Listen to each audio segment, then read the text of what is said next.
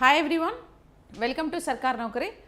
So guys, APPSC Group 2 Mission Adhikari Science and Technology Test Series లో second టెస్ట్కి సంబంధించి video explanation చూద్దాం. ఓకేనా? సో ఆల్రెడీ మనం ఫస్ట్ టెస్ట్ కూడా డిస్కస్ చేసుకున్నాం. ఇప్పుడు సెకండ్ టెస్ట్ చూద్దాం. సో ఇక్కడ క్వశ్చన్స్ మీరు చూస్తే first question is like consider the following statement regarding the national policy and biofuels 2018. So national policy biofuels, national policy and biofuels 2018లో మనకు వచ్చినటువంటి ఒక స్కీమ్ అండి ఇది. దీని అమిట్మెంట్ 2022లో జరిగింది, అది మీకు తెలుసు. సో అయితే ఈ నేషనల్ పాలసీ అండ్ బయోఫ్యూయల్లో మీకు నేషనల్ అంటే ఓవరాల్ ఇండియా వైడ్ తీసుకొచ్చినటువంటి ఒక స్కీమ్, సెంట్రల్ స్కీమ్ అనమాట. బయోఫ్యూయల్ అంటే ఏంటి? బయోఫ్యూయల్స్ అంటే జీవ ఇంధనాలు అని అంటారు తెలుగులో. జీవ ఇంధనాలు బయోఫ్యూయల్స్ నథింగ్ బట్ జీవము లేదా లైఫ్ చేత తయారు చేయబడేది. అంటే ఇప్పుడు లైఫ్ చేత అంటే మనకి జంతువుల నుంచి వచ్చేటువంటి వ్యర్థ పదార్థాల వల్ల, మొక్కల నుంచి వచ్చేటువంటి వ్యర్థ పదార్థాల వల్ల ఈ ఫ్యూయల్స్ని తయారు చేస్తారు. వీటిని బయోఫ్యూయల్స్ అనేసి పిలుస్తారనమాట. అయితే ఇప్పుడు లైఫ్ స్టాక్ నుంచి మనకి ఈ ఫ్యూయల్స్ని తయారు చేస్తూ ఉంటారు. ఇవి ఎకో ఫ్రెండ్లీ ఫ్యూయల్స్. వీటి వల్ల ఎన్విరాన్మెంట్ ఎలాంటి డిస్టర్బెన్స్ జరగదు, అంటే కార్బన్ ఎమిషన్స్ కూడా ఎక్కువగా రిలీజ్ కావు. So air pollution, soil pollution, water pollution ఇలాంటివి తక్కువగా అవుతాయన్నమాట. సో అలాంటి ఫ్యూయల్స్ని బయోఫ్యూయల్స్ అని పిలుస్తారు. ఈ స్కీమ్కి సంబంధించి target of achieving 20% ethanol blending in petrol was so advanced from 2030 to 2025-26. ఇది మనకు కరెక్ట్ స్టేట్మెంట్ అండి. యాక్చువల్లీ మనకు ఈ policy, national policy and biofuel ఏదైతే ఉందో ఈ పాలసీలో మనం టార్గెట్ ఎప్పుడు పెట్టుకున్నాము అంటే 2030 వరకు E20 టార్గెట్ని మనం రీచ్ అవ్వాలని టార్గెట్గా పెట్టుకున్నాం. E20 అంటే ఇథనాల్ 20 అని అంటారు. సో దీన్నే మనం ఒకవేళ పెట్రోల్లో కానీ డీజిల్లో కానీ ఇథనాల్ని కలిపితే దాన్ని మనం ఇథనాల్ బ్లెండింగ్ ఫ్యూయల్ అంటారు. ఇప్పుడు పెట్రోల్లో ఇథనాల్ని కలిపితే ఇథనాల్ బ్లెండింగ్ పెట్రోల్ అంటారు, లేదా డీజిల్లో కలిపితే ఇథనాల్ బ్లెండింగ్ డీజిల్ అనేసి మనం పిలుస్తూ ఉంటాం. ఓకేనా? ఈ ఇథనాల్ అనేది ఒక టైప్ ఆఫ్ ఆల్కహాల్ అండి. సో ఇది ఎలా తయారు చేస్తారు అని అంటే లైఫ్ స్టాక్ నుంచి తయారు చేస్తారు. లైఫ్ స్టాక్ అంటే ఏంటి? మనకి అగ్రికల్చర్ నుంచి వచ్చేటువంటి వేస్ట్ మెటీరియల్స్ ఏవైనా ఉంటే, అగ్రికల్చర్ వేస్ట్ నుంచి, అగ్రికల్చర్ వేస్ట్ అంటే నథింగ్ బట్ కుళ్ళిపోయిన టొమాటోలు కానీ, పొటాటోలు కానీ, చెడిపోయినటువంటి గోధుమలు, చెరకు నుంచి వచ్చేటువంటి బగాసే ఇలాంటి చెరకు పిప్పి ఉంటుంది కదా, అలాంటి మెటీరియల్స్ అన్నిటినీ కూడా వేసి ఇథనాల్ని తయారు చేస్తారనమాట. సో అయితే ఇప్పుడు ఈ 2030కి పెట్టుకున్నటువంటి E20 టార్గెట్ని మనం అర్లీ ఇయర్స్లో అంటే 2025-26కి రీచ్ అవ్వాలి అని మనమే టార్గెట్ని తగ్గించుకున్నాం. ఓకేనా? మనమే తగ్గించుకున్నాం, యాక్చువల్లీ టార్గెట్ని తగ్గించుకున్నాం. అంటే మాకు అంత అవసరం లేదు, 2030 వరకు అస్సలు అవసరం లేదు, 25-26లోనే వీ రీచ్డ్ అవర్ టార్గెట్ అని చెప్పేసి. So we only reduced the target from 30 to 25-26. మరి రీచ్ అయ్యామా అని అంటే అఫ్కోర్స్ రీచ్ అయ్యామండి. 2025 డిసెంబర్ నాటికల్లా, 2025 ఇయర్ ఎండింగ్ కల్లా కూడా మనము E20 టార్గెట్ని మనము రీచ్ అయ్యామన్నమాట. అంటే ఇప్పుడు మనం యూజ్ చేసేటువంటి ఫ్యూయల్స్లో, పెట్రోలు, డీజిల్ లాంటి ఫ్యూయల్స్లో 20% ఇథనాల్ని వాడి మనము యూజ్ చేసుకుంటున్నామని చెప్పచ్చు. ఇథనాల్ పర్సంటేజ్ పెరిగే కొద్దీ పొల్యూషన్ అనేది తగ్గుతూ వస్తుంది.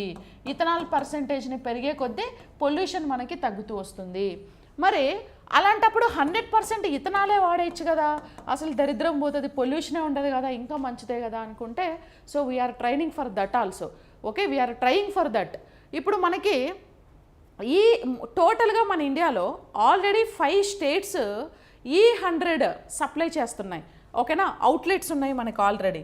ఏంటి ఆ 5 స్టేట్స్ తెలుసా? ఇథనాల్ 100 ఉండేటువంటి 5 స్టేట్స్ ఏవంటే మహారాష్ట్ర, కర్ణాటక, ఉత్తరప్రదేశ్, ఢిల్లీ, తమిళనాడు. సో వీటిల్లో ఈ పర్టికులర్ 5 స్టేట్స్ ఏవైతే ఉన్నాయో ఈ 5 స్టేట్స్లో ఇథనాల్ 100ని యూజ్ చేస్తున్నారు. 100% కాదు, యూజ్ చేస్తున్నారు. అయితే ఇప్పుడు మనం 2027 కల్లా మినిమం 500 అవుట్లెట్స్ అనేది మనం డెవలప్ చేసుకోవాలి, మ్యానుఫ్యాక్చర్ చేయాలన్నమాట. మినిమం 500 అవుట్లెట్స్ ఎస్టాబ్లిష్ చేసుకోవాలి. 2028కి టార్గెట్ 2028 28-29 టార్గెట్కి మనము ఆల్మోస్ట్ దీన్ని డబల్ చేయాలనేది మనము టార్గెట్గా పెట్టుకున్నాము. ఓకేనా? సో ప్రస్తుతానికి నెక్స్ట్ ఇయర్కి అయితే 500 అవుట్లెట్స్ని మనం ఇథనాల్ అవుట్లెట్స్ని టార్గెట్ చేసుకోవాలి. అండ్ 2028-29 లోపు మనము 1000 ఇథనాల్ బంకులు పెట్రోల్ బంకులు, డీజిల్ బంకులు ఉంటాయి కదా, వాటినే అవుట్లెట్స్ అంటారు. సో అలాంటి అవుట్లెట్స్ని మనము డే బై డే ఇంక్రీజ్ చేసుకోవాలన్నమాట. ఎందుకంటే ఇథనాల్ అనేది ఎకో ఫ్రెండ్లీ ఫ్యూయల్ కాబట్టి సో మనం దీన్ని చేసుకోవాలి. మన ఇండియా టోటల్గా ఈ 5 స్టేట్స్లో 183 Indian oil retail outlets in 5 specific states and union territories. ఇప్పుడు మొత్తం ఎన్ని ఉన్నాయంట? ఈ 5 స్టేట్స్లో కలిపి టోటల్గా 183 అవుట్లెట్స్ ఉన్నాయంట. 183 అవుట్లెట్స్. నెక్స్ట్ ఇయర్ కల్లా వీటిని మనం 500కి రీచ్ అవ్వాలి. ఓకేనా? సో అట్లా మనం ఏం చేయాలి అని అంటే ఇథనాల్ని ఎక్కువగా తయారు చేసుకోవాలి. అంటే అగ్రికల్చర్ ప్రోడక్ట్స్ నుంచి వచ్చేటువంటి వేస్ట్ ఈ రైతులు ఏం చేస్తున్నారు, మొత్తము ల్యాండ్ ఫిల్లింగ్ చేయడం లేకపోతే బర్న్ చేస్తున్నారు, కాల్చేస్తున్నారు. అలా కాల్చకుండా వాటిని ఇథనాల్ రూపంలో మనం కన్వర్ట్ చేసుకుంటే ఏం చేయొచ్చు అని అంటే మనం ఎకో ఫ్రెండ్లీ ఫ్యూయల్ని ప్రొడ్యూస్ చేసుకోవచ్చు అనమాట. So it allows the use of surplus food grains such as damaged wheat and broken rice for ethanol. ఓకేనా? Broken rice for ethanol production అని అన్నారు. సో ఇక్కడ ఫుడ్ గ్రెయిన్స్, ఆహార ధాన్యాలు కానీ, తర్వాత డ్యామేజ్డ్ వీట్ అంటే కుళ్ళిపోయినటువంటి గోధుమలు కానీ, పగిలిపోయిన రైస్ అంటే ముక్కలైపోయిన రైస్, నూకలు అంటారు తెలుసా, నూకలు, అలాంటి నూకల్ని వీటన్నిటిని వాడి మనం ఏం చేయొచ్చు అని అంటే సో ఇథనాల్ని మనం పుష్కలంగా కూడా తయారు చేసుకోవచ్చు. కాబట్టి వీటన్నిటిని యూజ్ చేసి మనం ఇథనాల్ చేయొచ్చు అనమాట. సో ఇది కరెక్ట్ స్టేట్మెంట్. తర్వాత the policy strongly promotes advanced biofuels by utilising agriculture residue. ఈ విధానము వ్యవసాయ వ్యర్థాలను ఉపయోగించడం ద్వారా అధునాతన జీవ ఇంధనాలను 2G ఇంధనాలని మనం బలంగా ప్రోత్సహించవచ్చు అనేసి మనకి ఇక్కడ చెప్తున్నాం. యాక్చువల్లీ 2G ఇంధనాలు అంటే ఏంది అని అంటే మనకి ఇక్కడ 1G, 2G, 4G, 5G అనేసి 4G అనేసి 4 న్యూ జనరేషన్ ఫ్యూయల్స్ అనేవి మనకు ఉన్నాయి. కొంచెం అడ్వాన్స్డ్ టెక్నాలజీతోని వీటిని మనము తయారు చేస్తూ ఉంటాం అన్నమాట. సో ఏంటంటే అవి ఇప్పుడు వాటి గురించి వాటి ఎగ్జాంపుల్స్ మీద కూడా మీకు ఐడియా ఉండాలి. ఇక్కడ 1G అంటే ఫస్ట్ జనరేషన్ అండి. ఈ ఫస్ట్ జనరేషన్లో మీకు ఏమేమి ఉంటాయి? ఫుడ్ క్రాప్స్ ఉంటాయి. ఫుడ్ క్రాప్స్ అంటే నథింగ్ బట్ షుగర్ కేన్ కానీ, మైజ్ కానీ, రైస్ కానీ, వీట్. సో మొలాస్సీ అని అంటే షుగర్ కేన్ నుంచి, చెరకు నుంచి వచ్చేటువంటి ఒక బై ప్రోడక్ట్ని మనం మొలాస్సీ అని పిలుస్తారు. సో ఈ ఫీడ్ స్టాక్ని మొత్తం యూజ్ చేసి ఇథనాలు, బయోడీజిల్ని మనం తయారు చేసుకోవచ్చు. మన ఇండియాలో కమర్షియల్గా వీటిని బాగా యూజ్ చేస్తూ ఉన్నారనమాట. అలాగే సెకండ్ జనరేషన్కి వచ్చేసరికి అగ్రికల్చర్ రెసిడ్యూస్ అని అంటే అగ్రికల్చర్ ప్రోడక్ట్స్, వరిగడ్డి కానీ, లేకపోతే చెరకు నుంచి వచ్చినటువంటి వేస్ట్ కానీ, కుళ్ళిపోయిన గోధుమలు కానీ, పాడైపోయిన రైస్ కానీ, పాడైపోయిన బంగాళదుంపలు కానీ, టొమాటోలు కానీ, ఇలాంటివన్నిటిని క్రాప్ వేస్ట్. ఓకేనా? Crop waste. బగాసే అంటే ఇది కూడా షుగర్ కేన్ నుంచే వస్తుంది, మొలాస్సే కూడా షుగర్ కేన్ నుంచే వస్తుంది. మీకు ఎగ్జామ్లో అడుగుతారు, బగాసేనేమో సెకండ్ జనరేషన్లో యాడ్ చేస్తాము, మొలాస్సేనేమో ఫస్ట్ జనరేషన్లో యాడ్ చేస్తాము. సో ప్యాడీ స్ట్రాస్ కూడా నథింగ్ బట్ వరిగడ్డి.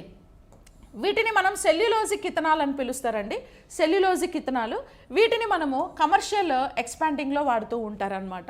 సో ఇది ఏమిటంటే తినే వస్తువులు కాదు. ఓకేనా? సెకండ్ జనరేషన్లో ఏవైతే ఫ్యూయల్స్ కోసం యూజ్ చేస్తున్నటువంటి రా మెటీరియల్ ఉందో సో అవి ఈడబుల్ కాదు, తినేవి కాదు మనకు. సో ఇవన్నీ మనం తినం కదా. అగ్రికల్చర్ రెసిడ్యూ తినము, ఆవులు తింటాయి. క్రాప్ వేస్ట్ మనం తినం, బగాసే తినం, ప్యాడీ స్ట్రాస్ తినం, మనం రైస్ తింటాం. సో ఇవన్నీ మనం తినేవి కాదనమాట. సో వీటన్నిటిని బేస్ చేసుకొని ఏం చేయొచ్చు? సో ఈ అగ్రికల్చర్ ప్రోడక్ట్స్ని సెకండ్ జనరేషన్ ఆఫ్ ఇథనాల్కి మనం పుష్ చేయొచ్చు అనమాట, వీటన్నిటిని కూడా యూజ్ చేసి. ఓకేనా? వీటిని సెకండ్ జనరేషన్ ఫ్యూయల్ అనేసి పిలుస్తారు. ఇవన్నీ సో మళ్ళీ మనం వద్దాము, మళ్ళీ కంటిన్యూ చేద్దాం.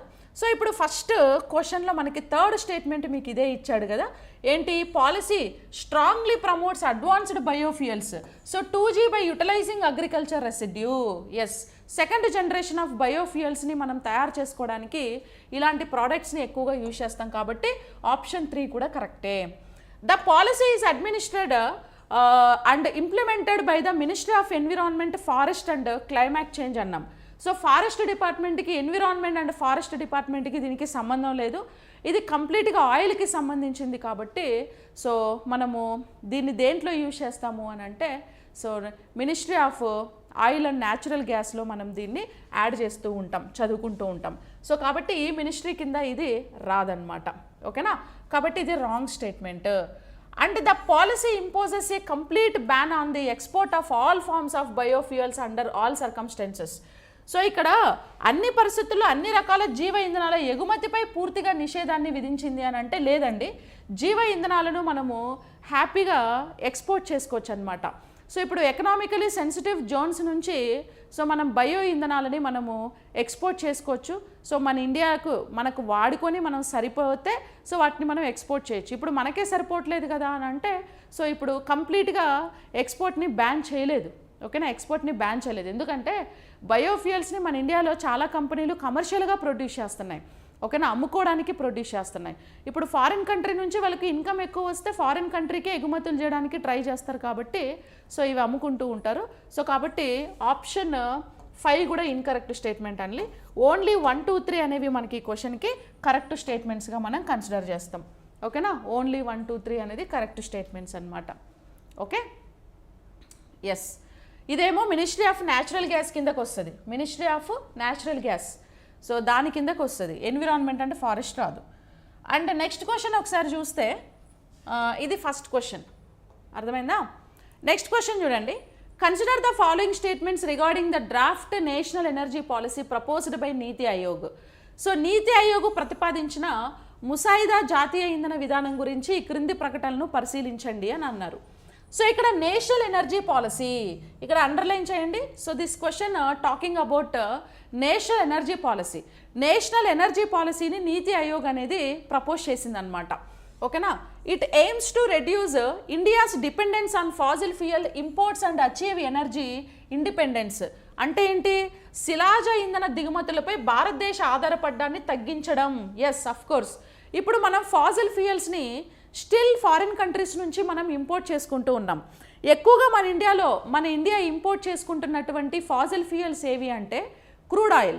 క్రూడ్ ఆయిల్ అని అంటే మనకి చమురు ఎక్కువగా ఇంపోర్ట్ చేసుకుంటున్నాం, దిగుమతి చేసుకుంటున్నాం. క్రూడ్ ఆయిల్ తర్వాత కోల్ని ఎక్కువగా బొగ్గుని మనం ఇంపోర్ట్ చేసుకుంటూ ఉన్నాం. తర్వాత బయోఫ్యూయల్స్ని కూడా మనం ఇంపోర్ట్ చేసుకుంటూ ఉన్నాం. అంటే ఎక్కువగా మనం ఫాజిల్ ఫ్యూయల్స్ని ఫారిన్ కంట్రీస్ నుంచి ఇంకా దిగుమతి చేసుకుంటున్నాం. Still we're depending upon the foreign countries. అంటే మనకు సరిపడా ఇంకా మనం ప్రొడ్యూస్ చేసుకోలేకపోతున్నాం. ఆల్మోస్ట్ ఇప్పుడు రిన్యూవబుల్ ఎనర్జీ అంతా కలిసి 52% వరకు దాదాపు ఆ రేషియో వరకు వచ్చినా కూడా ఇంకా మనం 48% ఇంకా ల్యాగ్ ఉన్నాం. కాబట్టి దానికోసం మనం ఫాజిల్ ఫ్యూయల్ని ఇంకా యూజ్ చేస్తూ ఉన్నాం, కోల్ని, వీటన్నిటినీ కూడా. సో అఫ్ కోర్స్ మనం ఇంపోర్ట్ చేసుకుంటున్నాం, రైట్ వన్. అయితే ఈ నేషనల్ ఎనర్జీ పాలసీ ఎందుకు వచ్చిందంటే మనం ఫారిన్ కంట్రీస్ నుంచి ఇంపోర్ట్ చేసుకుంటున్నటువంటి ఫాజిల్ ఫ్యూయల్స్ని కంట్రోల్ చేయాలి, తగ్గించి మనకేంటంటే ఫ్యూయల్ ఇండిపెండెన్స్ రావాలి. ఓకే, ఎంత ఫ్యూయల్నైనా ప్రశాంతంగా మనం సరిపడా మన ఇండియాలోనే ప్రొడ్యూస్ చేసుకొని మనం వాడుకోవాలి అని అంటే దానికి తగ్గ చర్యలు కానీ, దానికి తీసుకొచ్చినటువంటి పాలసీస్ కానీ, స్కీమ్స్ కానీ పక్కా ఖచ్చితంగా ఫాలో అవ్వాలి. రూరల్ ఏరియాస్లో అగ్రికల్చర్ చేసే ఫార్మర్స్కి వీటికి దీని మీద అవేర్నెస్ని ఎక్కువగా మనం క్రియేట్ చేయాలి. వాళ్ళకి వచ్చేటువంటి అగ్రికల్చర్ రెసిడ్యూస్ని వేస్ట్ చేసుకోకుండా కలెక్ట్ చేసుకోవాలి. దాని నుంచి ఇథనాల్ని, బయోఫ్యూయల్స్ని మనం ఎక్కువగా ప్రొడ్యూస్ చేసుకోవాలి. బికాజ్ ఎకో ఫ్రెండ్లీ కాబట్టి సో వాటి డిపెండెన్స్ని మనము అంటే ఫారిన్ కంట్రీస్ యొక్క ఇంపోర్ట్స్ని తగ్గించడం కోసం దీన్ని తీసుకొచ్చాం. It focuses heavily on decarbonisation and the transition to renewable energy sources. Yes, దీనివల్ల నేషనల్ ఎనర్జీ పాలసీ ఏం చెప్పింది అని అంటే రిన్యూవబుల్ ఎనర్జీస్ మీద మనం ఎక్కువ ఫోకస్ పెట్టాలి. డీకార్బనైజేషన్, కార్బన్ ఎమిషన్స్ని మనం కంట్రోల్ చేయాలి. రిన్యూవబుల్ ఎనర్జీస్ అంటే nothing but especially national energy policy అనేది సోలార్ పవర్ మీద, హైడ్రో పవర్ మీద అండ్ విండ్ పవర్ మీద ఎక్కువ ఫోకస్ పెట్టిందనమాట. ఓకేనా, ఫస్ట్ సెకండ్ ప్లేస్లో అయితే సోలారు, విండ్ పవర్ మీద ఎక్కువ ఫోకస్ పెట్టి ఎక్కువ ప్రొడ్యూస్ చేసుకొని కార్బన్ ఎమిషన్స్ని మనం కంట్రోల్ చేసుకోవాలి. So correct one. And emphasises universal energy axis and improving energy efficiency across sectors. అంటే సార్వత్రిక ఇంధన ప్రాప్యత మరియు అన్ని రంగాల్లో ఇంధన సామర్థ్యాన్ని మెరుగుపరచడం నొక్కి చెప్తుంది. Yes, universal energy access and improving energy efficiency. So energy ఎఫిషియన్సీని మనం వీలైనంత ఏం చేయాలి అని అంటే ఇంప్రూవ్ చేసుకోవాలి. ఓకేనా, అంటే ఎఫిషియన్సీ ఇంక్రీజ్ అవ్వాలి అని అంటే ఎక్కువ వాడడం కాదు, మనం న్యూట్రలైజ్గా వాడుతూ ఉండాలి, డిసిప్లిన్ ఉండాలి, అనవసరంగా ఎనర్జీని వేస్ట్ చేయకూడదు. సో ఎనర్జీని బాగా ప్రొడ్యూస్ చేయాలి, ఎంత ప్రొడ్యూస్ చేస్తున్నామో దాన్ని బట్టి యూటిలైజేషన్ అనేది ఉండాలన్నమాట. సో ఆ విధంగా ఇది సపోర్ట్ చేస్తుంది. సో ఇది కూడా కరెక్ట్ స్టేట్మెంట్ అండి. And it advocates for market determined pricing for energy resources to attract private investment. Yes, private పెట్టుబడులను ఆకర్షించడానికి కూడా ఇంధన వనరులకు మార్కెట్ ఆధారిత ధరలను ఇది సమర్థిస్తుంది.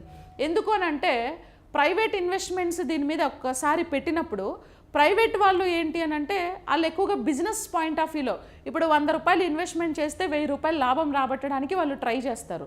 సో కాబట్టి ఎక్కువగా వర్క్ చేస్తారనమాట. ఇప్పుడు ప్రైవేట్ ఎంప్లాయీస్ చేసే వర్క్కి గవర్నమెంట్ ఎంప్లాయీస్ చేసే వర్క్కి చాలా డిఫరెన్స్ ఉంటుంది. సో ఈ గవర్నమెంట్ ఎంప్లాయీ మీద మానిటరింగ్ సరిగా ఉండదు, చేసినా చేయకపోయినా శాలరీలు వస్తాయి. ప్రైవేట్ ఎంప్లాయీస్ అట్లా కాదు, సో వాళ్ళు ఖచ్చితంగా చేయాలి, చేయలేదు అని అనుకో స్పాట్లో పీక్ పడేసే రైట్ పడుకుంటుంది. సో కాబట్టి భయంగా చేస్తారు. అండ్ వాళ్ళు ఏంటంటే ఎప్పుడు బిజినెస్ ఎక్స్పాండ్ కోసం ట్రై చేస్తారు కాబట్టి సో కొంచెము వాళ్ళకి ప్రొడక్టివిటీ ఎక్కువ ఉంటుంది అనే ఉద్దేశంతో ప్రైవేటైజేషన్ని వెల్కమ్ చేస్తారు, ప్రైవేట్ కంపెనీస్ని. ఓకేనా, and it proposes a unified governance structured by integrating various energy related ministers. Yes, వివిధ ఇంధన సంబంధిత మంత్రిత్వ శాఖల్ని కూడా ఏకీకృతం చేస్తారనమాట. ఓకేనా, సో మనకి ఇంధనానికి సంబంధించి ఓకే ఫ్యూయల్కి సంబంధించి సో పెట్రోలు డీజిల్ కానీ లేకపోతే న్యూ రినవబుల్ ఎనర్జీ మినిస్ట్రీ కానీ సో ఈ అన్ని మినిస్ట్రీస్ ఫ్యూయల్కి సంబంధించి ఏమేమి మినిస్ట్రీస్ ఉన్నాయో అవన్నీ కూడా ఏకీకృతం చేసి ఏం చేస్తాము, ఈ పాలసీ స్కీమ్ అండర్లో ఎక్కువగా ఎనర్జీని మనం ప్రొడ్యూస్ చేసి డిసిప్లైన్గా వాడుకునే విధానాన్ని మనం తీసుకొస్తాం. సో కాబట్టి 1, 2, 3, 4, 5 అన్ని స్టేట్మెంట్స్ మనకి ఇక్కడ కరెక్ట్ స్టేట్మెంట్స్గా మనం కన్సిడర్ చేయొచ్చు అనమాట. సో అయితే ఇప్పుడు ఈ పాలసీ ఏదైతే మనం ఇందాక చెప్పుకున్నామో నేషనల్ ఎనర్జీ పాలసీ, దానికి సంబంధించి కీ పిల్లర్స్ ఏంటంటేనండి 4 పిల్లర్స్ ఉంటాయి. ఏంటి ఆ 4 pillars? Energy axis, energy efficiency, energy sustainability, energy security. ఈ 4 పిల్లర్స్ని కంపల్సరీ ఏం చేయాలి, ఇది ఫాలో చేయాలన్నమాట. ఓకేనా, energy access, access at affordable prices. So affordable ప్రైజెస్లో ఎనర్జీని తీసుకురావాలి. ఓకే, తక్కువ ప్రైజెస్లో క్వాలిటీ ఎనర్జీ అనేది అందరికీ సప్లై ఇవ్వాలి. సో కొంతమంది ఎక్కువగా కరెంటు బిల్లులు రేట్లు పెంచేస్తున్నారు, అది ఇది అని మనం సఫర్ అవుతూ ఉంటాం. సో అట్లా కాకుండా మనకు అఫోర్డబుల్ యాక్సెస్ని అందరికీ తీసుకురావాలి. అండ్ ఎనర్జీ ఎఫిషియన్సీ కూడా ఉండాలి. ఎనర్జీ ఎఫిషియన్సీ కంపల్సరీ, ఇది చాలా ఇంపార్టెంట్ అండి. ఎఫిషియన్సీ ఉండాలి, అప్పుడే జీడిపి అనేది ఇంక్రీజ్ అవుతుంది. సస్టైనబిలిటీ ఉండాలి. సస్టైనబుల్ గోల్స్లో ఇది కూడా ఒక టైప్ ఆఫ్ సస్టైనబుల్ గోల్. ఓకేనా, ఎన్విరాన్మెంట్ కిందకు వస్తుంది. సో సస్టైనబిలిటీ ఉండాలి, ప్రాపర్గా కంటిన్యూగా మనం ఎనర్జీని యూటిలైజ్ చేసుకోవాలి. అండ్ ఎనర్జీ సెక్యూరిటీ కూడా ఉండాలి. ఓకేనా, సెక్యూరిటీ ఉండాలి. ఇవన్నీ కూడా 4 పిల్లర్స్గా మనం కన్సిడర్ చేస్తాం. ఓకే, అఫోర్డబుల్ ప్రైజెస్ ఉండాలి. ఎనర్జీ అఫోర్డబుల్ ప్రైజెస్ ఉన్నప్పుడు ఎనర్జీ ఫర్ ఆల్, అందరికీ కూడా, అంటే రిచ్ కిడ్స్ అనే కాకుండా పూర్ అనే కాకుండా మిడిల్ క్లాస్ అనే కాకుండా ప్రతి ఒక్కరికి కూడా సమానంగా ఎనర్జీ అనేది అందాలన్నమాట. Improved energy security, reduce import dependence. Security అంటే ఏంటంటే ఈ సెక్యూరిటీలో మనము ఇంపోర్ట్స్ని మనం కంట్రోల్ చేసుకోవాలి. అంటే ఫారిన్ కంట్రీస్ యొక్క దిగుమతులను మనం తగ్గించి మనమే ఓన్గా తయారు చేసుకునేటట్లు మ్యాక్సిమం ట్రై చేయాలి. గ్రేటర్ సస్టైనబిలిటీ అంటే ఎన్విరాన్మెంటల్ ప్రొటెక్షన్. గ్రేటర్ సస్టైనబిలిటీ అని అంటే ఎన్విరాన్మెంట్కి ఎటువంటి హార్మ్ లేకుండా సో జాగ్రత్తగా సస్టైనబుల్గా మనం యూజ్ చేసుకోవాలి. ఎకనామిక్ గ్రోత్ కూడా ఉండాలి. ఎఫిషియన్సీ, ఎనర్జీ ఎఫిషియన్సీ అంటే దాన్ని బేస్ చేసుకునే ఎకనామిక్ గ్రోత్ ఉంటుంది. ఇండస్ట్రీలు కూడా బాగా డెవలప్ అవుతాయి. సో చాలా ఇండస్ట్రీస్ పవర్ సరిగా సరిపోక కూడా ఇండస్ట్రీస్ యొక్క ప్రొడక్టివిటీ తగ్గుతూ ఉంటుంది. సో ఇండస్ట్రీస్ యొక్క ప్రొడక్టివిటీ ఇంక్రీజ్ చేయాలి అంటే పవర్ కూడా one of the major source కాబట్టి ఇండస్ట్రీస్కి మనం ప్రాపర్ పవర్ సప్లైని కూడా ఇవ్వాలన్నమాట. ఓకేనా, yes. Consider the following statements regarding India's national green hydrogen mission. భారతదేశ జాతీయ గ్రీన్ హైడ్రోజన్ మిషన్కు సంబంధించి ఈ క్రింది ప్రకటనలను పరిశీలించండి. ఇది next question. Options: nodal agency for this mission is the ministry of power. Okay, nodal agency for this mission is the ministry of power. So the SIGHT strategic ఇప్పుడు nodal agency for this mission is the ministry of power అన్నాడు కదా. So ఈ మిషన్కి nodal agency ఏది అని అంటే ministry of power కాదు, national green hydrogen మిషన్కి ఏ మినిస్ట్రీ అండర్లో ఉంటుందండి ఇది? So ministry of new renewable energy, ministry of new and renewable energy ministry కింద ఉంటుంది. ఎందుకంటే గ్రీన్ హైడ్రోజన్ అనేది న్యూ రినవబుల్ ఎనర్జీ కదా, అది one of the renewable energy, eco friendly energy, దానివల్ల కార్బన్ ఎమిషన్స్ ఏం రిలీజ్ కావు, కాబట్టి మినిస్ట్రీ ఆఫ్ పవర్ అండర్లో ఉండదు. ఫస్ట్ స్టేట్మెంటే రాంగ్ ఇది. ఓకే, ఇంకా ది సైట్ అంటే సైట్ అబ్రివేషన్ వచ్చి strategic interventions for green hydrogen transition అని అంటాం. So programme is its major financial sub component. Okay, ఈ ప్రోగ్రామ్ అనేది ప్రధాన ఆర్థిక ఉపయోగం. ఎస్, అఫ్ కోర్స్ ఇది కరెక్ట్ స్టేట్మెంట్ అండి. సో కరెక్ట్ స్టేట్మెంట్ ఇది. అంటే ప్రధాన ఆర్థిక ఉపయోగం అంటే ఈ సైట్ అనేటువంటి ఒక ప్రోగ్రామ్ ఏదైతే ఉందో సో గ్రీన్ హైడ్రోజన్ మిషన్కి సో ఫినాన్షియల్ సపోర్ట్ అనేది చేస్తూ ఉంటుందన్నమాట. తర్వాత it targets the production of 5 million metric tonnes of green hydrogen annually by 2030. So 2030 నాటికి ఆల్మోస్ట్ మనకి 5 million metric tonnes of green హైడ్రోజన్ని ప్రొడ్యూస్ చేయాలి. 2030 నాటికి గ్రీన్ హైడ్రోజన్ ఎంత చేయాలి? 5 మిలియన్ మెట్రిక్ టన్స్ అనమాట. వాటర్ని ఎలక్ట్రోలైసిస్ చేసి హైడ్రోజన్ని ప్రొడ్యూస్ చేస్తారు. సో బేసిక్గా గ్రీన్ హైడ్రోజన్ ఎలా చేస్తారంటే, సో ఇప్పుడు this is like 2H2O, so 2H2O, this is like water. ఈ వాటర్ని ఈ వాటర్ని ఎలక్ట్రోలైసిస్ చేస్తారు. ఎలక్ట్రోలైసిస్ అంటే ఏంది? దీనిపైకి ఎనర్జీని పంపిస్తారు. ఏ ఎనర్జీని పంపిస్తారంటే ఎక్కువగా సోలార్ ఎనర్జీని, విండ్ ఎనర్జీని ఈ వాటర్ మీదకి సప్లై చేసి ఈ వాటర్ని బ్రేక్ చేసి ఏం చేస్తారంటే సో 2H2 ప్లస్ O2 అనేది ఆక్సిజన్ అండి. ఇక్కడ 2H2 plus O2 is oxygen, ఎన్విరాన్మెంట్లోకి రిలీజ్ అవుతుంది. సో ఇది వచ్చేసి గ్రీన్ హైడ్రోజన్ అనమాట. దీన్ని ఎందుకు గ్రీన్ హైడ్రోజన్ అంటామంటే ఈ రియాక్షన్లో మనకి కార్బన్ ఎమిషన్స్, కార్బన్ డైఆక్సైడ్ అనేది రిలీజ్ అవ్వట్లేదు. సో కార్బన్ డైఆక్సైడ్ ఒకవేళ రిలీజ్ అవుతే అది గ్రీన్ హౌస్ గ్యాస్ కాబట్టి అది ఎకో ఫ్రెండ్లీగా మనం కన్సిడర్ చేసే వాళ్ళం కాదు. కానీ ఈ రియాక్షన్లో మనకి సో వాటర్ నుంచి హైడ్రోజన్, ఆక్సిజన్ రెండు సపరేట్ అయ్యి వస్తుంది. This is like green hydrogen. So without emitting any kind of carbon dioxide. So we're preparing this hydrogen. So this is like green hydrogen. ఓకేనా? ఈ గ్రీన్ హైడ్రోజన్ని మనం 2030 నాటికి 5 మిలియన్ మెట్రిక్ టన్స్ని మనం ప్రొడ్యూస్ చేయాలన్నమాట అని టార్గెట్గా పెట్టుకున్నాం. సో ఆంధ్రప్రదేశ్లో కూడా వైజాగ్లో సో ప్రపంచంలోనే మొట్టమొదటి గ్రీన్ హైడ్రోజన్ హబ్ని ఎస్టాబ్లిష్ చేశారు. అవునా కదా? Yes, it aims to reduce fossil fuel imports by 1 lakh crore by 2030. So ఈ గ్రీన్ హైడ్రోజన్ని కన్నా మనం ఎక్కువ ఇంప్రూవ్ చేసుకుంటే ఫాసిల్ ఫ్యూయల్ని కూడా తగ్గించవచ్చు. 2030 వరకు ఫాసిల్ ఫ్యూయల్ని 1 lakh crore ఫాసిల్ ఫ్యూయల్ ఇంపోర్ట్స్ని మనం కంట్రోల్ చేసుకోవచ్చు అనమాట. సో కాబట్టి ఇది తగ్గించవచ్చు, పెంచుకోవచ్చు, ప్లస్ ఎకో ఫ్రెండ్లీ కూడా ఉంటుంది.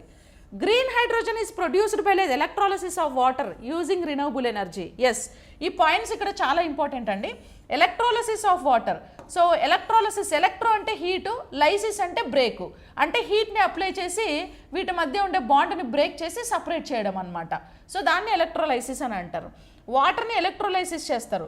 అది కూడా ఏ ఎనర్జీ? ఇక్కడ చూడండి, థర్మల్ ఎనర్జీనో ఆ ఎనర్జీనో కాదు, రినవబుల్ ఎనర్జీని యూజ్ చేసి, అంటే సోలార్ ఎనర్జీ, విండ్ పవర్ని యూజ్ చేసి దీన్ని బ్రేక్ చేస్తున్నాం.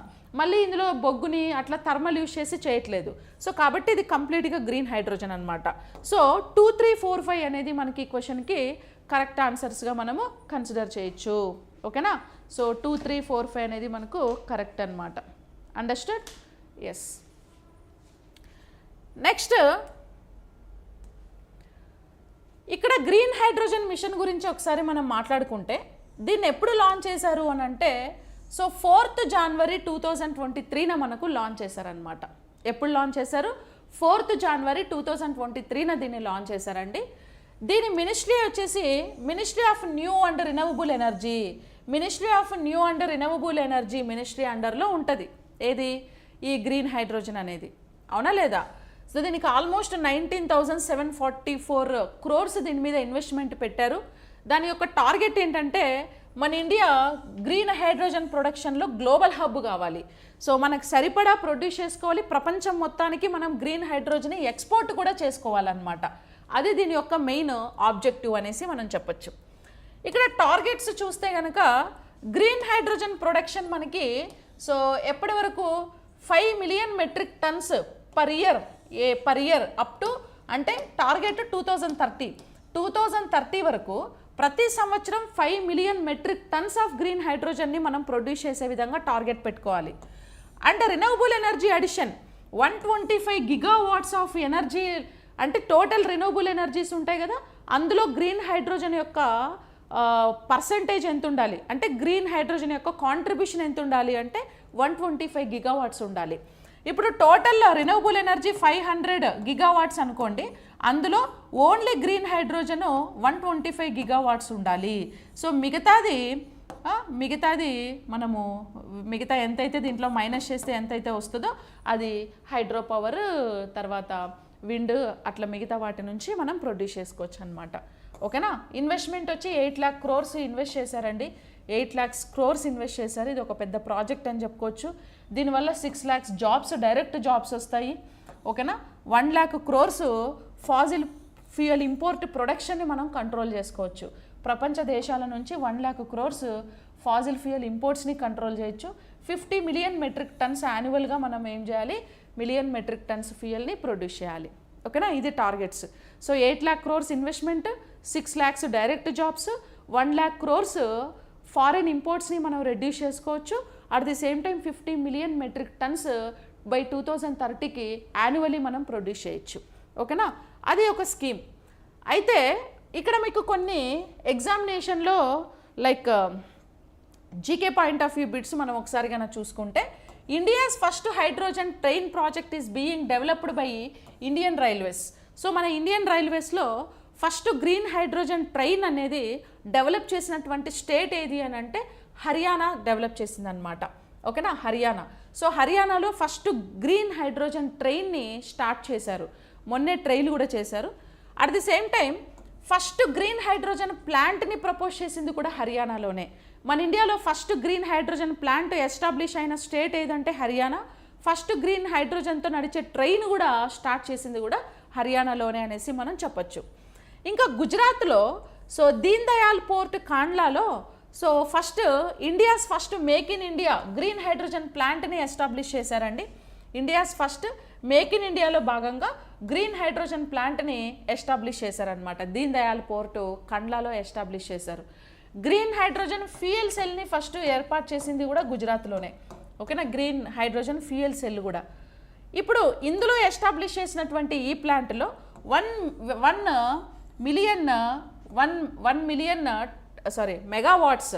మెగావాట్ ఎనర్జీని ఇవి ఏం చేస్తాయి అని అంటే ప్రొడ్యూస్ చేస్తూ ఉంటాయి.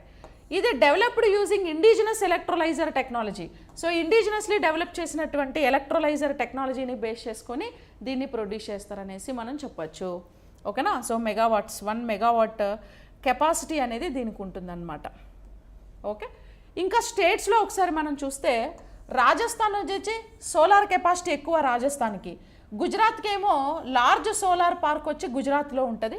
మనం నిన్న చెప్పుకున్నాం దీని గురించి. తమిళనాడులో అయితే సోలార్ పవర్ విండ్ పవర్ హబ్గా ఉంటుంది తమిళనాడు. కర్ణాటకలో వచ్చేసి రినూవబుల్ ఎనర్జీ హబ్గా ఉంటుంది కర్ణాటక. ఓకేనా. Renewable energy hub. ఇంకా ఎక్కువ రినూవబుల్ ఎనర్జీని కూడా మనము ప్రిపేర్ చేస్తూ ఉంటాం గుజరాత్లో. రాజస్థాన్లో అయితే సోలార్ పవర్ని ఎక్కువగా ప్రొడ్యూస్ చేస్తూ ఉంటాం. ఇవి టాప్ మోస్ట్ స్టేట్స్ అన్నమాట రినూవబుల్ ఎనర్జీకి సంబంధించి. ఇంక ఈ పక్కన పెడితే మనకి ఆంధ్రప్రదేశ్కి సంబంధించి సో ఎగ్జామ్ పాయింట్ ఆఫ్ వ్యూలో ఇంపార్టెంట్ థింగ్స్ ఏంటి ఇక్కడ అని అంటే, సో ఆంధ్రప్రదేశ్ కూడా leading India's green hydrogen revolution green hydrogen valley Amaravati declaration. So Amaravati declaration పేరు మీదుగా సో గ్రీన్ హైడ్రోజన్ వ్యాలీని ఆంధ్రప్రదేశ్లోని విశాఖపట్నంలో మన వాళ్ళు ఎస్టాబ్లిష్ చేశారండి. ఇక్కడ చూస్తే మీకు 2 gigawatt of electrolyser manufacturing by 2027. So 2027 కల్లా కూడా సో 2 గిగావాట్స్ గ్రీన్ హైడ్రోజన్ని ప్రొడ్యూస్ చేసేటువంటి ఒక ఎలక్ట్రోలైజర్ని మ్యానుఫ్యాక్చర్ చేస్తూ ఉన్నారనమాట. Scaling to 5 gigawatts by 2029. So ఇది 2027కి ఎంత టార్గెట్ 2 గిగావాట్ పెట్టుకున్నారు. తర్వాత 2029కి దీని టార్గెట్ అమాంతంగా పెంచేసి 5 గిగావాట్ సో గ్రీన్ హైడ్రోజన్ని ప్రొడ్యూస్ చేసేటువంటి హబ్ ఆంధ్రప్రదేశ్లో వైజాగ్లో ఎస్టాబ్లిష్ చేశారు. ఓకే. అండర్ ప్రాసెసింగ్ అండి. 1.5 million tons of 1.5 million tons of green hydrogen production per year by 2029 కల్లా ప్రతి సంవత్సరము దీని నుంచి 1.5 మిలియన్ టన్స్ గ్రీన్ హైడ్రోజన్ని ప్రొడ్యూస్ చేస్తారంట. 1.5 మిలియన్ టన్స్, ఓకేనా. 1.5 మిలియన్ టన్స్ హైడ్రోజన్ని ప్రొడ్యూస్ చేస్తారు. 1.5 మిలియన్ టన్స్ ఆఫ్ హైడ్రోజన్ని ప్రొడ్యూస్ చేస్తారు. So 160 to 170 per KG cost ఎంత తెలుసా? 160 to 170 అనమాట. గ్రీన్ హైడ్రోజన్ ఒక కేజీ వచ్చి 160 to 170. Okay, 25 gigawatt renewable energy corridor ఇది. టోటల్గా 25 గిగావాట్ రినోబుల్ ఎనర్జీ కారిడార్ అనమాట. 500 crores research and development support ఉంది for 50 green hydrogen startups. Okay, so 500 crores investment ఉందన్నమాట. దేనికి? 50 గ్రీన్ హైడ్రోజన్ స్టార్టప్కి. 50 గ్రీన్ హైడ్రోజన్. ఈవెన్ కాకినాడలో కూడా మన వాళ్ళు స్టార్ట్ చేస్తున్నారు. ఓకే, కాకినాడలో గ్రీన్ అమోనియా ప్లాంట్ ఉంది కదా, గ్రీన్ అమోనియా ప్లాంట్లోనే గ్రీన్ హైడ్రోజన్ని కూడా మ్యానుఫ్యాక్చర్ చేయడానికి ట్రై చేస్తున్నారనమాట. ఓకేనా. అట్లా first green hydrogen hub under national green hydrogen machine.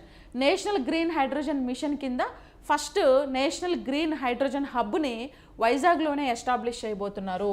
So పుడిమాడకాలో. సో ఎప్పుడు దీని ఫౌండేషన్ స్టోన్ ఎప్పుడు వేశారు? 8th January 2025లో దీని ఫౌండేషన్ స్టోన్ వేశారండి. అండర్ కన్స్ట్రక్షన్లో ఉంది ఇది. ఇన్వెస్ట్మెంట్ ఎంత చేశారంటే పుడిమాడక హబ్కి 1.85 lakh crore ఇన్వెస్ట్మెంట్ మన ఏపీ గవర్నమెంట్ పెట్టింది. అండ్ రినోబుల్ కెపాసిటీ వచ్చేసి 20 gigawatts ఆఫ్ రినోబుల్ ఎనర్జీని ప్రొడ్యూస్ చేయాలి. 20 gigawatt. అందులో హైడ్రోజన్ ప్రొడక్షన్ సో 1500 ఉంటుంది అనమాట. ఓకేనా, 1500 టీపీడీ మనకు హైడ్రోజన్ ఉంటుంది. ఏపీ గ్రీన్ హైడ్రోజన్ వ్యాలీ ఎక్కడుంది? అమరావతిలో ఏపీ గ్రీన్ హైడ్రోజన్ వ్యాలీ ఉంటుంది. AP green hydrogen valley goal ఏంటి అని అంటే గ్రీన్ హైడ్రోజన్ క్యాపిటల్గా మన ఆంధ్రప్రదేశ్లో ఇండియాకి సంబంధించి 2030కి మనం గోల్ పెట్టుకున్నాం కదా. సో 2030 పెట్టుకున్న ఇండియా గోల్లో ఇది కూడా భాగస్వామి అవుతుంది. Electrolyser manufacturing target 2027. సో 2027 కల్లా ఎలక్ట్రోలైజర్ అయిపోతుంది. అది 2 gigawatt ఎనర్జీని ప్రొడ్యూస్ చేస్తుంది. 2029కి అయితే 5 gigawatts.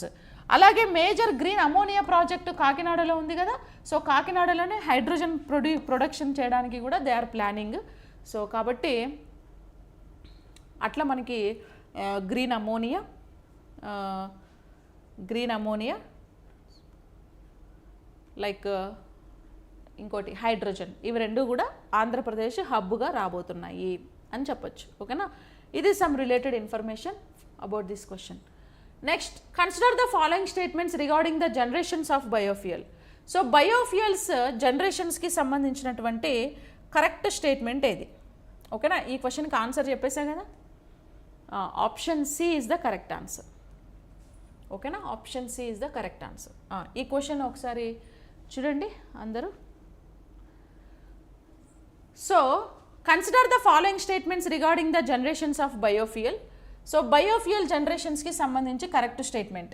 టోటల్గా మనకి బయోఫ్యూయల్స్ 4 generations ఉన్నాయండి. First generation produced directly from edible food crops like corn and sugarcane. Yes, so edible food crops ఏవైతే ఉన్నాయో, so corn, sugarcane edible తినేటువంటి ఫుడ్ క్రాప్స్ నుంచి ఫస్ట్ జనరేషన్ ఆఫ్ బయోఫ్యూయల్ని తయారు చేస్తారు. So తినేటువంటి food అంటే మనం ఇందాక ఇక్కడ చెప్పుకున్నాం కదా. సో తినేటువంటి ఫుడ్ అంటే ఏం చెప్పాం మనము? రైస్ కానీ, వీట్ కానీ, షుగర్ కేను, మైజ్, మొలాస్సే, వీటి నుంచి మనము ఫస్ట్ జనరేషన్ ఆఫ్ బయోఫ్యూయల్ని, బయోడీజల్ని తయారు చేస్తామన్నమాట. ఓకేనా, ఇంకా సెకండ్ జనరేషన్ ఏముంది అని అంటే produced from non edible agriculture waste. Yes, non edible agriculture waste అంటే నథింగ్ బట్ లిగ్నోసెల్యులోజిక్ బయోమాస్ అంటారండి. లిగ్నోసెల్యులోజిక్ బయోమాస్ అంటే ఏముంటుందంటే ఈ అగ్రికల్చర్ వేస్ట్లో అంటే ప్లాంట్ ప్రోడక్ట్స్ కాబట్టి వీటిల్లో హెమీసెల్యులోజ్ ఉంటుంది. హెమీసెల్యులోజ్, నార్మల్ సెల్యులోజ్ అండ్ లిగ్నిన్ ఉంటుంది. లిగ్నైన్ ఇవి ఎందులో ఉంటాయంటే ప్లాంట్ యొక్క సెల్ వాల్స్లో ఉంటాయన్నమాట. మొక్కల యొక్క కణకవచాలు ప్లాంట్ సెల్ వాల్స్లో హెమీసెల్యులోజ్, సెల్యులోజ్, లిగ్నిన్ ఉంటాయి. ఇవి మనం తినం, మనకి ఎక్కువగా డైజెస్ట్ అవ్వవు, ఓన్లీ జంతువుల్లో మాత్రమే డైజెస్ట్ అవుతాయి. ఎందుకు అని అంటే బయాలజీలో దానికి ఒక పెద్ద కాన్సెప్ట్ ఉంది.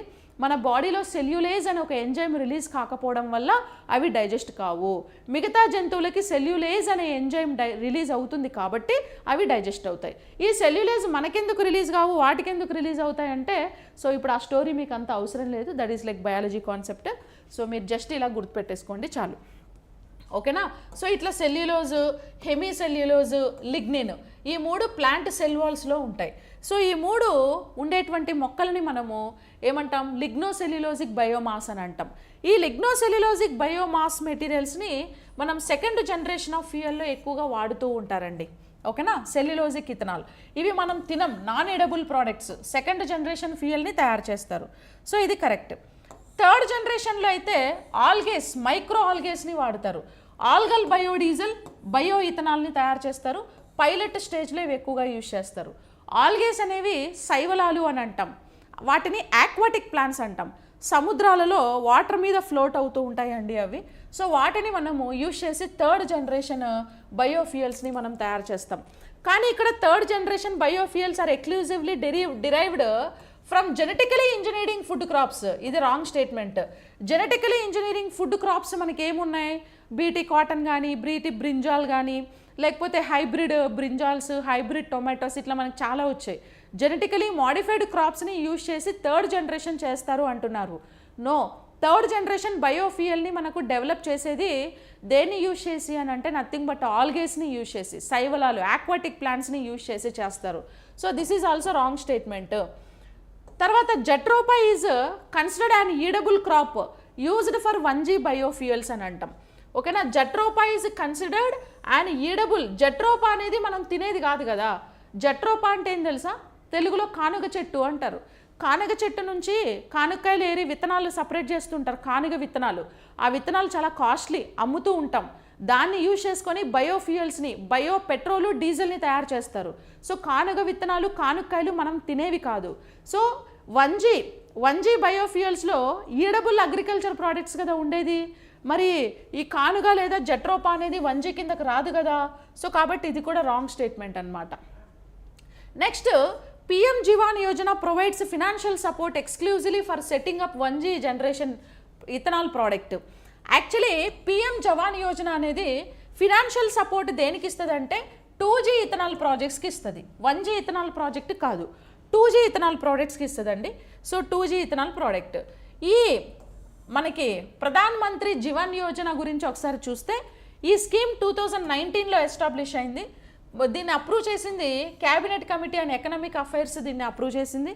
ఏ మినిస్ట్రీ కింద ఉంటుంది ఇది అని అంటే ministry of petroleum and natural gas. ఎందుకంటే న్యాచురల్ గ్యాస్ అయినటువంటి బయోఫ్యూయల్స్కి ఇది ఫినాన్షియల్ సపోర్ట్ ఇస్తుంది కాబట్టి మినిస్ట్రీ ఆఫ్ న్యాచురల్ గ్యాస్ అండర్లోనే ఇది ఉంటుందన్నమాట. ఓకేనా. ఇది సపోర్ట్ చేసేది 2G జనరేషన్కి ఇస్తుంది, ఒక 1G కాదు. Implementing agency Centre for High Technology దీన్ని ఇంప్లిమెంట్ చేస్తుంది అని చెప్పొచ్చు. ఓకేనా. సో ministry of petroleum and natural gas అండర్లో ఇది వర్క్ చేస్తుంది అనేసి మనం చెప్పుకోవచ్చు. సో కాబట్టి ఓన్లీ 1, 2 అనేది మనకి క్వశ్చన్కి కరెక్ట్ ఆన్సర్స్. కింద ఉన్న 3, 4, 5 అన్నీ కూడా మనము రాంగ్ స్టేట్మెంట్స్గా కన్సిడర్ చేయొచ్చు అనమాట. ఓకేనా. ఎస్. నెక్స్ట్ క్వశ్చన్ చూద్దాం.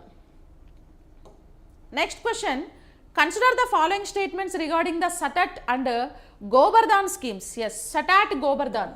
సటాట్ స్కీమ్ వేరు, గోబర్ధాన్ వేరు. SATAT promotes the production of compressed biogas as an alternative green transport fuel. Yes, ఇది ప్రత్యామ్నాయ హరిత రవాణా ఇంధనంగా కంప్రెస్డ్ బయోగ్యాస్ ఉత్పత్తిని సటాట్ ప్రోత్సహిస్తుంది. సో ఇక్కడ కంప్రెస్డ్ బయోగ్యాస్ అండి. సో బయోగ్యాస్ అని అంటే నథింగ్ బట్ మనం ఏం చేస్తాం, బయోగ్యాస్ని దేని నుంచి మనం యూజ్ చేస్తాము అని అంటే అగ్రికల్చర్ ప్రోడక్ట్స్ నుంచి, కౌ డంగు నుంచి కానీ. ఓకేనా. కౌ డంగ్ ఇక్కడ మనం ఏం చేస్తాం, బయోఫ్యూయల్ని ఎలా చేస్తారు మీకు తెలుసు కదా, బయోగ్యాస్ని ఎలా చేస్తాం తెలుసు కదా. ఇప్పుడు మనం ఏదైనా ఒక పిట్టు తీసుకుంటాం, ఒక గొయ్య లాంటిది, ఇందులో ఏం చేస్తారు, కౌ డంగ్ వేస్తారు. Okay, cow waste, cow dung అంటే ఆవు పేడ వేస్తారు. తర్వాత పౌల్ట్రీ వేస్ట్ వేస్తారు, పౌల్ట్రీ వేస్ట్. ఇంకా agri waste, agriculture waste, kitchen waste, ఇట్లాంటివి ఏమేమో వేసేసి మొత్తం ఏం చేస్తారు అని అంటే ఈ గొయ్యని మూసేస్తారు. ఇందులో పల్చగా వాటర్ చల్లుతారు. ఇందులో కొన్ని బ్యాక్టీరియాలు, బయో ఫ్యూయల్ని ప్రొడ్యూస్ చేసేటువంటి కొన్ని బ్యాక్టీరియాస్ ఉంటాయండి. మిథనోకోకస్, మిథనోబాసిల్లస్ అంటూ ఉంటారు వాటిని. ఆ బ్యాక్టీరియాస్ పేరు ఏంటి అంటే మిథనోకోకస్ బ్యాక్టీరియాస్ అండ్ మిథనోబాసిల్లస్ అనేటువంటి కొన్ని బ్యాక్టీరియాస్ ఉంటాయి. ఈ బ్యాక్టీరియాస్ ప్లస్ ఫంగస్ కూడా ఫామ్ అవుతుంది.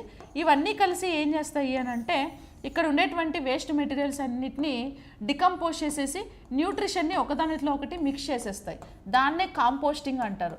కాంపోస్టింగ్ అనేది ఇది ఎరువు అనమాట. ఇలా డికంపోజ్ అయ్యే ప్రాసెస్లో మనకి మీథేన్ లేదా బయోగ్యాస్, గోబర్ గ్యాస్ అనేటువంటి ఒక గ్యాస్ రిలీజ్ అవుతుంది. సో దీన్నే మనం బయోగ్యాస్ అని పిలుస్తారు. సో ఈ బయోగ్యాస్ని మనము వంటకి దానికి వాడుకోవచ్చు. ప్లస్ ట్రాన్స్పోర్టేషన్ వెహికల్స్లో కూడా ఈ మీథేన్ గ్యాస్, బయోగ్యాస్ని మనం ఫ్యూయల్గా యూజ్ చేస్తూ ఉంటాం అన్నమాట. సో అలా ఇది ప్రొడ్యూస్ అవుతుంది యాక్చువల్లీ చెప్పాలంటే. దీన్ని కంప్రెస్డ్ అంటే ఏంటి అని అంటే ఇది ఇలా నేచర్లోకి వదిలేయకుండా దీన్ని మనం సిలిండర్లో పెట్టి కంప్రెస్ చేయాలి. సిలిండర్లో పెట్టి కంప్రెస్ చేసి యూజ్ చేసుకుంటే దాన్నే కంప్రెస్డ్ బయోగ్యాస్ అని పిలుస్తారు. లేదు అట్లా గాల్లో వదిలేస్తే దాన్ని కంప్రెస్డ్ అండు. ఓకేనా? సో ఇది కరెక్ట్. ఈ సటాట్ అనేటువంటి ఒక స్కీము ఏం చేస్తుంది, ఈ కంప్రెస్డ్ బయోగ్యాస్ని ప్రొడక్షన్కి ఏం చేస్తుంది, ఒక ఆల్టర్నేటివ్ మెథడ్ లాగా తీసుకొచ్చామన్నమాట. అయితే ఇప్పుడు ఈ సటట్ గురించి మాట్లాడితే 2018లో ఈ ప్రోగ్రామ్ని మనం లాంచ్ చేసామండి. ఎప్పుడు? 2018లో. ఓకేనా? 2018లో. ఇప్పుడు సటెట్ అంటే ఏంది తెలుసా? ఈ స్కీమ్ యొక్క full name sustainable alternative towards affordable transportation అని అంటాం. Sustainable alternative towards affordable transportation అంటాం. అంటే ఇది ఒక ఆల్టర్నేటివ్ ఫ్యూయల్ని సప్లై చేస్తుంది అనమాట. ఇప్పుడు పెట్రోలు, డీజిల్ కాస్ట్ ఎక్కువ, పెట్రోల్ డీజిల్ రేట్ ఎక్కువ అని చెప్పి చాలామంది సిఎన్జి గ్యాస్ని పట్టుకుంటారు. సిఎన్జి అంటే కంప్రెస్డ్ న్యాచురల్ గ్యాస్ని సిఎన్జి అని అంటారు. అది కొంచెం తక్కువ ఖర్చుకు వస్తుంది అనమాట. అంటే అదొక ఆల్టర్నేటివ్ ఫ్యూయల్. ఇప్పుడు పెట్రోలు, డీజిల్ మనం పెట్టలేని, అఫోర్డ్ చేయలేని పరిస్థితి వస్తే ఆల్టర్నేట్గా సిఎన్జి గ్యాస్ పట్టించుకొని నడిపిస్తారు. అట్లా ఒక ఆల్టర్నేట్ ఫ్యూయల్ని సప్లై చేయడానికి తీసుకొచ్చినటువంటి ఒక స్కీమ్ అనేసి మనం చెప్పుకోవచ్చు అనమాట. ఓకేనా? సటెట్ అనేది. అయితే ఇప్పుడు ఈ సటెట్ ఏ మినిస్ట్రీ కింద వస్తుంది? Petroleum and natural gas ministry కింద వస్తుందండి. So department of drinking water and sanitation. ఓకేనా? ఈ ఏదది అది గోబర్ధన్, అది వేరు. ఓకే, రెండింటికి డిఫరెన్స్ ఇది. ఫస్ట్ ఇది మాత్రమే చూడండి, సటాట్ చూడండి. దేని కింద వస్తుందంటే మినిస్ట్రీ, ఏ మినిస్ట్రీ కింద? Petroleum and natural gas. ఎందుకంటే ఇది న్యాచురల్ గ్యాసే కదా. Main product compressed biogas, CBG, compressed biogas అని అంటాం.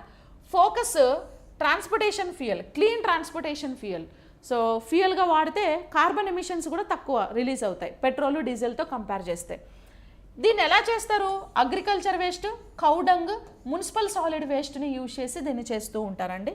టార్గెట్స్ వచ్చి ట్రాన్స్పోర్ట్ అండ్ ఎనర్జీ సెక్టార్కి సపోర్ట్ చేయడానికి ఈ సటెట్ అనే ఒక స్కీమ్ని 2018లో so ministry of petroleum and natural gas అండర్లో దీన్ని లాంచ్ చేయడం జరిగింది.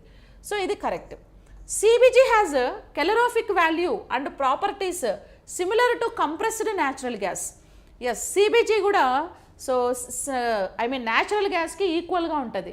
చెప్పాలంటే బయోగ్యాస్ అన్నా న్యాచురల్ గ్యాస్ అన్నా ఆల్మోస్ట్ ఒకటే. ఓకేనా? ఆల్మోస్ట్ ఒకటే. సో కాకపోతే ఆ ఫ్యూయల్స్ని తయారు చేసిన తర్వాత కొన్ని ఫ్యూయల్స్కి డిఫరెంట్ కెలోరిఫిక్ వాల్యూస్ ఉంటాయి. దాన్ని బర్నింగ్ కెపాసిటీస్, బర్నింగ్ వాల్యూస్ ఉంటాయి కదా, కెలోరిఫిక్ వాల్యూస్ ఉంటాయి.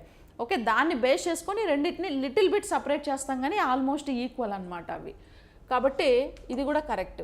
The Gobardhan scheme focuses on managing cattle dung and agriculture waste in rural areas to produce biogas. Yes, Gobardhan అంటే గోవులు, గోబర్ధన్ అంటే గోవులు ప్రొడ్యూస్ చేసేటువంటి పేడ. ఈ పేడని యూజ్ చేసుకొని ఏం చేస్తాం? బయోగ్యాస్ని తయారు చేస్తారు. అది గోబర్ధన్ స్కీమ్ యొక్క మెయిన్ ఉద్దేశం అన్నమాట. దీనివల్ల రూరల్ ఏరియాస్ చాలా క్లీన్గా ఉంటాయి. ఇప్పుడు రూరల్ ఏరియాలో ప్రొడ్యూస్ అయినటువంటి కౌడంగ్ కానీ, పౌల్ట్రీ వేస్ట్ కానీ, కిచెన్ వేస్ట్ కానీ, అగ్రికల్చర్ వేస్ట్ కానీ మొత్తము ఏడబడితే ఆడ దిబ్బలు ప్రొడ్యూస్ చేసి పడేయకుండా దానివల్ల బయోగ్యాస్ని ప్రొడ్యూస్ చేయడం వల్ల ఏమవుతుంది? కమర్షియల్ పర్పస్లోనే వాడచ్చు. అట్ ది సేమ్ టైం విలేజెస్కి కూడా బాగా క్లీన్ ఉంటాయి అనేసి ఈ గోబర్ధన్ స్కీమ్ని తీసుకురావడం జరిగింది. యాక్చువల్లీ గోబర్ధన్ స్కీమ్ 2018లో వచ్చింది. ఇది కూడా ఇది department of drinking water and sanitation. Department of drinking water and sanitation. Sanitation అంటే ఏంది? క్లీన్ చేయడం. సో క్లీనింగ్గా ఉంటాయి కాబట్టి ఈ గోబర్ధన్ అనేది దానికోసమే తీసుకొచ్చారు. అండ్ ఇప్పుడు ఊర్లలో ఆవులు నడుచుకుంటూ వెళ్ళినప్పుడు, పొలాలకు వెళ్ళినప్పుడు పేడేసుకుంటూ వెళ్తాయన్నమాట మొత్తం. సో అప్పుడు ఏం చేయాలా? మొత్తం అది తీసి బయోగ్యాస్ చేయాలి. అట్లా బయోగ్యాస్ చేయొచ్చు దీనివల్ల. ఓకే, దేనివల్ల? కౌడంగ్ వల్ల, వాటి వల్ల. గోబర్ధన్ స్కీమ్ కింద బయోగ్యాస్ని ప్రొడక్షన్ని ఇంప్రూవ్ చేస్తారు, కంప్రెస్డ్ బయోగ్యాస్ని ఇంప్రూవ్ చేస్తారు, ఆర్గానిక్ మాన్యూర్ని కూడా కలెక్ట్ చేస్తారనమాట బాగా. ఓకేనా? అండ్ ఇది ఫోకస్ దేని మీద ఎక్కువ చేస్తుంది అంటే waste management and rural economy. Waste management, municipal solid waste, అది కూడా రూరల్ ఎకానమీ, సర్క్యులర్ ఎకానమీ తీసుకొస్తుంది. అదంతా కలెక్ట్ చేసి ఫ్యూయల్ తయారు చేసి ఆ ఫ్యూయల్ని అమ్మి మళ్ళీ ఎకానమీ డబ్బులు వస్తాయన్నమాట. ఓకేనా? దేని త్రూ చేస్తారు? Organic waste, cow dung, crop residues నుంచి చేస్తూ ఉంటారు. క్రాప్ రెసిడ్యూస్ అగ్రికల్చర్ వ్యవసాయ ఉత్పత్తుల వల్ల చేస్తూ ఉంటారనమాట. So rural house holds and communities వీళ్ళ యొక్క టార్గెట్ యూజర్స్ ఎవరు అంటే రూరల్ హౌస్ హోల్డ్స్, ఎవరైతే ఇళ్లలో బర్రెలు, గేదెలు, మేకలు పెంచుకుంటూ ఉంటారో సో వాళ్ళు, అండ్ కమ్యూనిటీస్కి వాళ్ళ నుంచి ఇవన్నీ కలెక్ట్ చేసి సిఎన్జిని సిబిజి కంప్రెస్డ్ బయోగ్యాస్ని తయారు చేసి మళ్ళీ వాళ్ళకే ఆ గ్యాస్ని సప్లై చేసి వాళ్ళకాడే డబ్బులు తీసుకోవాలి మళ్ళీ. ఓకేనా? అది ఈ స్కీము. సో కాబట్టి గోబర్ధన్ కూడా కరెక్టే. Under SATAT the government provides 100% upfront capital subsidy. No, 100% సబ్సిడీలు ఇవ్వదు. ఓకే, దీనికోసం బయోగ్యాస్ని ప్రొడ్యూస్ చేయడానికి 100% సబ్సిడీస్ ఇవ్వదు. సో ప్రస్తుతానికైతే మనకు వీటి మీద సబ్సిడీస్ కూడా మనకి 45% సబ్సిడీస్ మాత్రమే ఇస్తుంది, 100% సబ్సిడీస్ ఇవ్వదు. మళ్ళీ ఆ సబ్సిడీస్ కూడా ఇంత అనేమి ఫిక్స్డ్ ఏం లేవు. సో బేస్డ్ ఆన్ ఎలిజిబిలిటీని బేస్ చేసుకొని ఇస్తారనమాట. అంటే వాళ్ళ దగ్గర వ్యవసాయ రంగం ఎంత ఉంది, ఇప్పుడు ఒక సాఫ్ట్వేర్ ఇంజనీర్ పోయి నా దగ్గర ఆవులు ఉన్నాయి, నేను సిబిజీ చేస్తాను, నాకు సబ్సిడీ ఇవ్వనంటే ఇవ్వడు. ఓకే, వాళ్ళు వెరిఫై చేస్తారు వ్యవసాయం ఎంత ఉంది, ఇంట్లో ఆవులు ఎన్ని ఉన్నాయి, గేదెలు ఎన్ని ఉన్నాయి, వాళ్ళది వ్యవసాయ కుటుంబమా కాదా. సో ఇవన్నీ చూసి వాళ్ళ దగ్గర ఉండేదాన్ని బట్టి ఇంత ఎలిజిబిలిటీని బట్టి సబ్సిడీస్ ఇస్తూ ఉంటారు అనమాట. సో ఇంత అని 100% ఏమి ఇవ్వలేదు, ఇది wrong statement. These schemes completely exclude the participation of oil marketing companies అంటారు. సో ఈ పథకాలు చమురు మార్కెటింగ్ కంపెనీల భాగస్వామ్యాన్ని పూర్తిగా మినహాయిస్తాయి. ఓకేనా? లేదు, ఎందుకు మినహాయిస్తాయి? So these schemes completely exclude the participation of oil marketing companies. Exclude ఏం కాదు, చెప్పాలంటే ఇంక్లూడే. ఆయిల్ మార్కెటింగ్ కంపెనీస్ కూడా వీళ్ళ దగ్గరకు వచ్చి ఫ్యూయల్ని కొనుగోలు చేస్తారు. సో ఇప్పుడు మీకు ఆయిల్ కంపెనీస్ ఇక్కడ ఉన్నాయి చూడండి, పెట్రోల్ బంకులు ఉన్నాయా మనకి? పెట్రోల్ బంకులు ఉన్నాయి కదా బయట అవుట్లెట్స్లో. సో పెట్రోల్ బంకులు అవన్నీ కూడా ఆయిల్ మార్కెటింగ్ కంపెనీసే అవి కూడా. మరి అందులో మీకు సిఎన్జి కూడా దొరుకుతుంది కదా, మరి అంటే వాడు సిఎన్జి కూడా అమ్ముతున్నాడు కదా, అంటే వాడు కొంటున్నాడు కదా. మరి మనం వాడిని ఎక్స్క్లూడ్ చేస్తే మరి వాడే కదా ఎండ్ ఆఫ్ ద డే. ఇప్పుడు మీకు ఆయిల్, పెట్రోలు, డీజిలు, లేకపోతే క్రూడ్ ఆయిల్, ఇవన్నీ మీరు ఎవడైతే లైక్ అమ్ముతున్నారో, బిజినెస్ చేస్తున్నారో, మార్కెటింగ్ చేస్తున్నారో కంపెనీస్, వాళ్ళ త్రూనే కదా మీకు వస్తున్నాయి. డైరెక్ట్గా గవర్నమెంట్ ఏం మీకు ఇవ్వట్లేదు కదా. సో కాబట్టి వాళ్ళ త్రూ మీకు సిఎన్జి కూడా వస్తుంది కాబట్టి అఫ్కోర్స్ వాళ్ళు ఇంక్లూడెడే, వాళ్ళకి మనం అమ్మాలి. ఓకేనా? సో కాబట్టి ఇది కూడా మనకు రాంగ్ స్టేట్మెంట్. ఓన్లీ 1, 2, 3 అనేది మనకి ఈ క్వశ్చన్కి కరెక్ట్ ఆన్సర్గా మనం కన్సిడర్ చేయొచ్చు. Okay, yes. నెక్స్ట్ ఇంకా ఇక్కడ చూస్తేనండి, గోబర్ధన్ ఫుల్ ఫామ్ ఏం తెలుసా? గోబర్ధన్ ఫుల్ ఫామ్ కూడా ఉంది మనకు. Galvanizing organic bio agro resource Dhan అని అంటారు. Galvanizing organic bio agro resources Dhan, ఇది ఫుల్ ఫామ్, నోట్ చేసుకోవాలి మీరు. సటాట్ ఫుల్ ఫామ్ ఏంటంటే sustainable alternative towards affordable transportation. Okay, ఇది కూడా ఫుల్ ఫామ్స్ నోట్ చేసుకోండి. సో ఇది గోబర్ధన్కి, ఇది సటాట్కి. తర్వాత సిబిజీ అని అంటే కంప్రెస్డ్ బయోగ్యాస్. ఓకే, సో ఎప్పుడు ఎస్టాబ్లిష్డ్? రెండు కూడా 2018లోనే ఎస్టాబ్లిష్డ్ అనమాట. సో సిబిజీని ఎక్కువగా ప్రొడ్యూస్ చేస్తున్నటువంటి స్టేట్ ఉత్తరప్రదేశ్గా మనం కన్సిడర్ చేస్తాం. సో సిబిజీలో టాప్ స్టేట్ ఏది అని అంటే ఉత్తరప్రదేశ్. ఉత్తరప్రదేశ్ ఎక్కువగా కంప్రెస్డ్ బయోగ్యాస్ని ప్రొడ్యూస్ చేస్తుందండి. గోబర్ధన్ ఎక్కువ ప్రొడ్యూస్ చేస్తున్న టాప్ స్టేట్ ఏదంటే గుజరాత్. సో గుజరాత్ గోబర్ధన్లో లీడింగ్లో ఉంది. సో సటట్లో లీడింగ్లో వచ్చేసి ఉత్తరప్రదేశ్ లీడింగ్లో ఉందనేసి చెప్పుకోవచ్చు. సిబిజీలో లీడింగ్ ఉత్తరప్రదేశ్. గోబర్ధన్లో ఏం చేస్తారు? కంప్రెస్డ్ బయోగ్యాస్ చేస్తారు. కంప్రెస్డ్ బయోగ్యాస్లో లీడర్ వచ్చేసి గుజరాత్ ఉంది. ఓకేనా? అంటే ఇది కూడా కంప్రెస్డ్ బయోగ్యాసే, అది కంప్రెస్డే, ఇది కంప్రెస్డే. కాకపోతే ఈ స్కీమ్లో వాడినటువంటి ఏది సటెట్లో వాడినటువంటి సోర్సెస్ వేరు, ఇందులో గోబర్ధన్లో వాడేటువంటి సోర్సెస్ వేరు. గోబర్ధన్లో ఎక్కువగా కౌడంగ్ని యూజ్ చేస్తారు, సటెట్లో అగ్రికల్చర్ వేస్ట్ని ఎక్కువగా వాడుతూ ఉంటారు.